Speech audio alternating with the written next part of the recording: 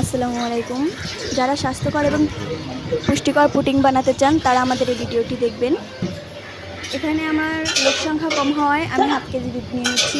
Half KG দুধ নিয়ে নিচ্ছি। দুধটা নেওয়ার পরে নাড়তে থাকতে হবে। দুধটা ফুটে ওঠার আগ পর্যন্ত নাড়তে হবে যাতে কোনো সর না পড়ে। দুধটা অনবরত নাড়তেছি। তারপরে দুধটা যখন বলক এসে যাবে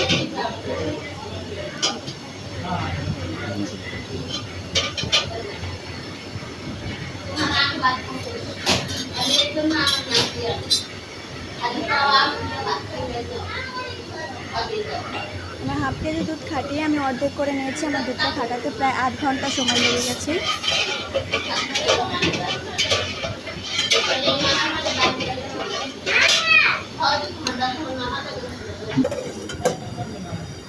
আমার দুধটা খাটানো হয়ে গেছে। এবার আমি দুধটা একটা পাত্রে নিয়ে নেব।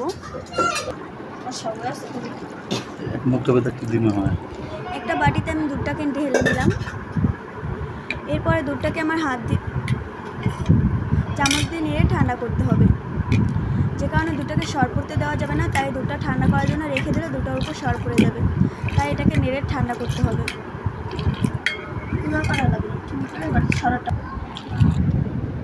এখানে আমি চিনি নিয়ে নিয়েছি, বেকিং পাউডার নিয়ে নিয়েছি। যেহেতু আমার দুধ কম তাই আমি 2টো ডিম নিয়েছি। এখানে চিনিটা আপনার স্বাদ পরিমাণ দেবেন। আপনি যতটুকু চিনি খান, যে যতটা মিষ্টি খায় সেইভাবে চিনিটা দিতে হবে। আমরা যেহেতু মিষ্টি কম খাই তাই আমরা চিনি কম দিয়েছি।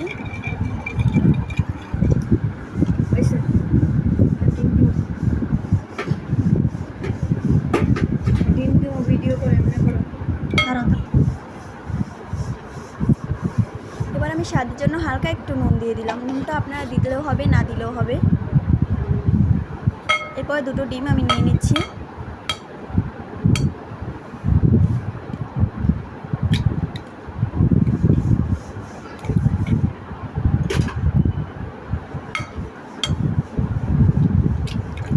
ডিম 2টো দিয়ে দিলাম। এভাবে ভালোভাবে মিক্সার করতে হবে যাতে কোনো ডিমের আঁশ বা কোনো ছড়া না থাকে,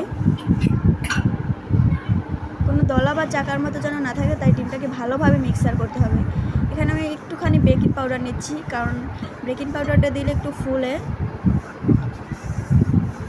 সামান্য পরিমাণে নিচ্ছি, যেহেতু আমার দুধটা কম। পরিমাণ যেরকম সেইভাবে নিতে হবে। এবার আমি এটাকে ভালোভাবে মিক্সার করতেছি।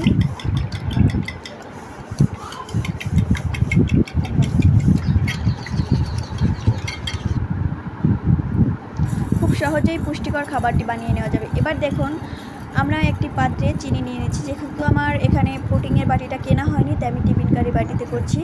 মানে হালকা পরিমাণে চিনি নিয়ে নিচ্ছি একটা কালারের জন্য। চিনিটা নিয়ে নেওয়ার পর একটা পাত্রে আমি পানি বসিয়ে দিয়েছি আর তার মধ্যে একটা স্ট্যান্ড দিয়ে দিয়েছি। দেখুন কিভাবে চিনিটাকে হালকা আঁচে ধরে রেখে চিনিটাকে গলাতে হবে। এরপর এইভাবে যখন লালচে হয়ে আসবে তখন চিনিটাকে নামিয়ে নিতে হবে।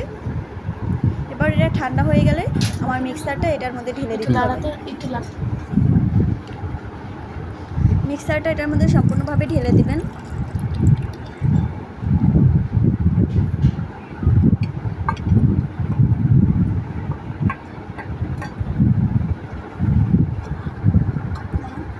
পুডিংটা বানানো এরপর এটাকে ঢাকনা দিয়ে ঢেকে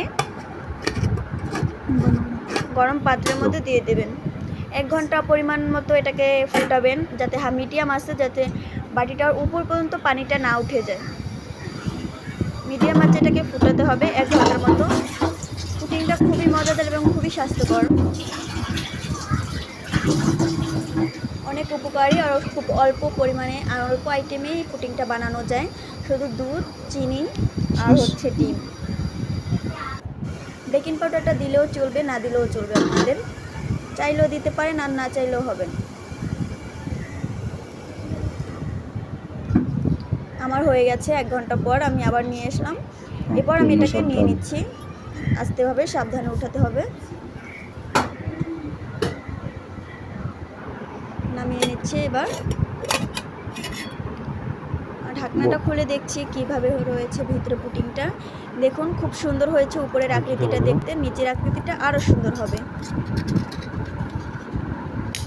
এরপর একটা ছুরি দিয়ে সাইডে দিয়ে সব ছেড়ে নিতে হবে। একটা পেঁচে এটাকে ঢেলে নিলাম।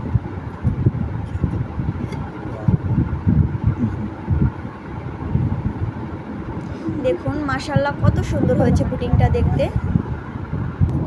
এটা যে প্রথমে যে আপনার চিনিটা দিয়েছি সেটা চিনিটা গলার কারণে একটু পানি বের হবে। পানিটা আপনি চাইলে রাখতেও পারেন আর না চাইলে ফেলে দিতে পারেন। দেখুন পুডিংটা দেখতে কতটা সুন্দর হয়েছে, আর বিশ্বাস করুন যতটা সুন্দর হয়েছে ঠিক ততটাই স্বাস্থ্যকর এবং ততটাই মজাদার হয়েছে পুডিংটা।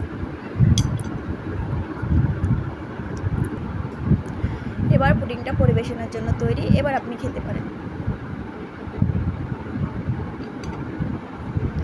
বিদায় বন্ধুরা, নতুন নতুন রেসিপি পেতে আমাদের চ্যানেলটি লাইক সাবস্ক্রাইব করে দেবেন।